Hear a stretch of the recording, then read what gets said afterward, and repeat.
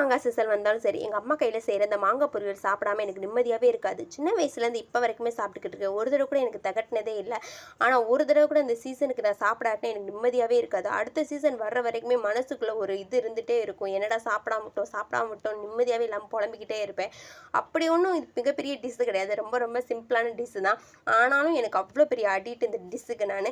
இதுக்காண்டி சின்ன வயசில் தான் எங்கள் வீட்டில் அம்மி இருக்கும். இப்போலாம் அம்மியே இருக்காது. இதுக்காக பக்கத்து வீட்டில் போய் அம்மி கேட்டு அரைச்சிட்டு வந்திருந்தோம். சின்ன வயசுல இதை அரைக்கும்போது நல்லா ரெட்டீஸாக இருக்கும். இப்போ வந்து மிளகாவத்தில் வந்து அவ்வளோ பெருசாக கலர் கொடுக்குறதே இல்லை.